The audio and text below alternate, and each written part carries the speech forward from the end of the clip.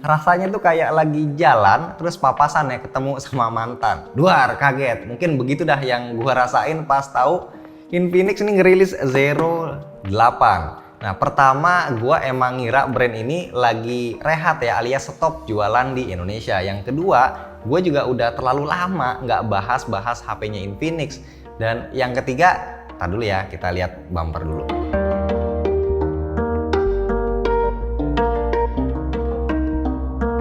Oke, poin ketiga yang bikin gua kaget karena kali ini kok HP-nya menjanjikan banget ya. Ya, kita kan tahu HP Infinix selama ini kayak gimana ya, hampir semuanya harganya murah, yang artinya speknya juga nggak jauh-jauh dari segmen entry level. Tapi ternyata si Zero 8 ini beda banget. Satu-satunya yang bikin HP ini mirip kayak kebanyakan HP Infinix lainnya adalah layarnya yang gede banget. Tapi itu ntar aja bahasnya, kita mulai dari boxnya aja dulu ya. Oke, boxnya sendiri nih ada unsur premiumnya karena desainnya atau grafisnya cakep. Pas dibalik, bagian belakangnya juga nggak kalah cakep ya, ada tulisan keterangan spek lengkap HP-nya dengan background warna hitam. Tapi begitu gua buka boxnya ternyata ada beberapa bahan yang menurut gua kurang oke. Misalnya yang ini, tempat SIM, ejector sekaligus manual guide-nya. Biasanya kan kotak. Nah, ini teplek banget alias tipis ya kertasnya. Terus juga kan kita dikasih soft case gratis. Nah, plastik casingnya ini juga tipis banget kayak plastik yang buat naruh kertas fotokopi. Tapi ya nggak masalah juga sih, yang penting kan isinya lengkap ya. Selain case kita juga dapat casan 33 watt sama earphone. Udah oke banget lah.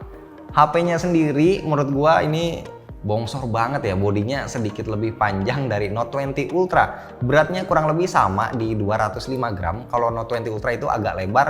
Nah, si Zero 8 ini rada manjang rasio layarnya. Ukurannya sendiri 6,85 inci.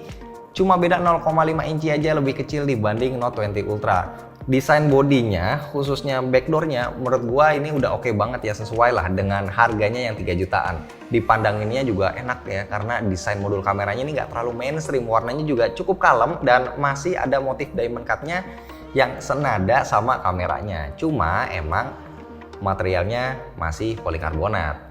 Nah, port-port yang disediain lengkap ya, udah USB-C, terus ada jack audio, grill speaker mono, terus triple slot di kiri sama di kanan, ada tombol volume sama power. Nah, tombol powernya ini sekaligus jadi sensor fingerprint juga. Nah, kalau lihat layarnya, Zero 8 juga termasuk HP kekinian ya, karena udah nggak pakai poni. Jadi pakainya itu punch hole, ada 2 pula ya, asli gaya banget dah. Nah, kalau ngelihat layarnya sih gue suka-suka aja ya, karena emang standar kualitas IPS-nya ini bagus, walaupun warnanya nggak semeriah OLED ya pastinya.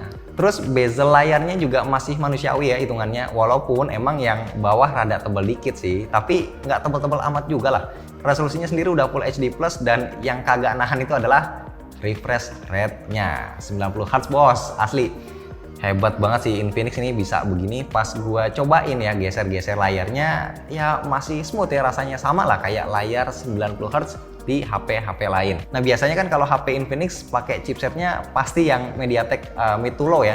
Nah, yang sekarang ini pakainya udah mid to high, apalagi kalau bukan Helio G90T. Sungguh sebuah kemajuan, gua pun turut bahagia ya buat Infinix. RAM-nya juga gede, dikasih 8 GB, storage-nya dapat 128 GB sama baterai 4500 mAh, udah fast charging 33 watt. Wah, ini sih bisa banget ya buat ngegrecokin marketnya Xiaomi sama Realme. Jadi buat kalian yang boring sama Xiaomi atau Realme, ya bisa lah ngelirik Infinix ini. UI-nya menurut gue juga cukup menarik ya, XOS 7 based on Android 10. Dark mode-nya ada, game mode ada, gesturnya bisa, ganti-ganti tema juga bisa, walaupun nggak bisa ganti icon ataupun font. Cuma nih, walaupun G90T ini chipset gaming, ya masih di bawah Dimensity pastinya. Skor Antutunya hampir 300 ribuan, sedikit di bawah Snapdragon 765G. Kalau main PUBG Mobile dapetnya smooth ultra, belum bisa ekstrim.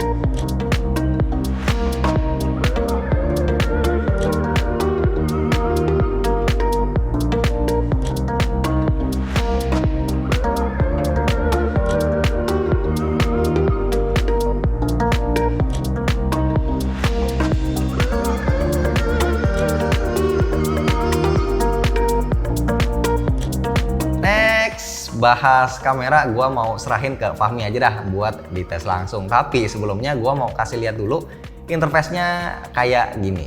Sebenarnya setupnya sih jomplang ya, kamera utamanya kan 64 megapiksel sangar, ultrawide-nya lumayan lah 8 megapiksel, tapi dua lensa tambahan ini cuma gimmick. Masing-masing 2 megapiksel ini buat depth dan juga buat makro.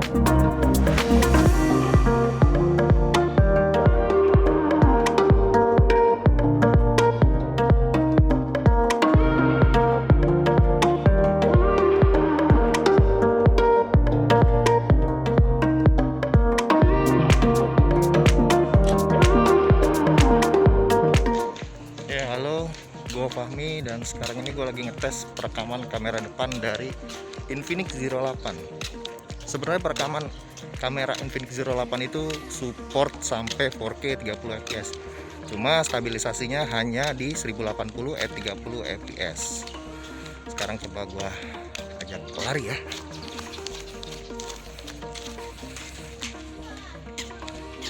Nah, dan sekarang ini adalah kamera belakangnya. Sama ya, konfignya itu di 1080 30 fps untuk stabilnya. Gue coba bawa lari ya.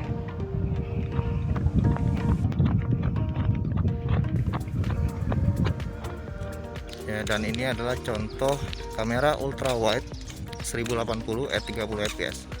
Ternyata tuh kamera belakangnya nggak stabil juga ya kalau dibawa lari. Jadi walaupun baru nyobain sebentar, tapi menurut gua HP ini bisa banget jadi pengganggu Xiaomi dan juga Redmi ya di Indonesia. Dengan harga yang cuma 3 jutaan, tapi ini nawarin spek yang termasuk oke, bahkan yang lebih oke-nya lagi ini pakai chipset kelas menengah ke atas dan layarnya udah 90 Hz. Cuma sayangnya yang gua dengar-dengar ini penjualannya ditunda. Jadi kapan mulai ready di Indonesia? Tungguin aja.